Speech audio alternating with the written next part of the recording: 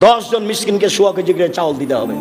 অবাক খেলা। রাসূল সাল্লাল্লাহু আলাইহি সাল্লাম বলেন, কেউ যদি কাউকে বলে কালা লিসাহিবিহি তালুকা মিরকা ফালিয়াতাসাদ্দাক, কেউ যদি কাউকে বলে আসো জুয়া খেলি, খেলেইনি, খালি বলেছে আসো খেলি, তাহলে কাফারা দিতে হবে।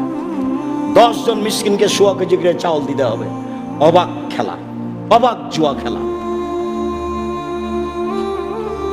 অবাক কথা। পাপ করেইনি, খালি বলেছে আসো খেলি, তাহলে কাফারা দিতে হবে।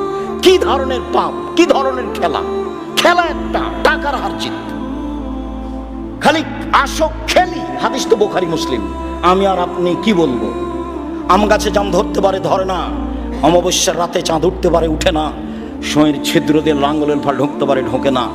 কোনোদিন যদি এমন ঘটে আম গাছে জাম ধরে গেছে, সয়ের ছিদ্র দিয়ে লাঙ্গলের ফাল প্রবেশ করেছে, অমাবস্যার রাতে চাঁদ উঠে গেছে, এগুলো ঘটে যেতে পারে। বুখারী মুসলিম মানে কিয়ামত পর্যন্ত চেষ্টা করলে সরিষা ঢোকানো যাবে না, সন্দেহ বলে তার নাম বুখারী মুসলিম। আল্লাহর নবী বলছেন, কেউ যদি কাউকে বলে আসো জুয়া খেলি, তাহলে তাকে কাফারা দিতে হবে, খেলেইনি।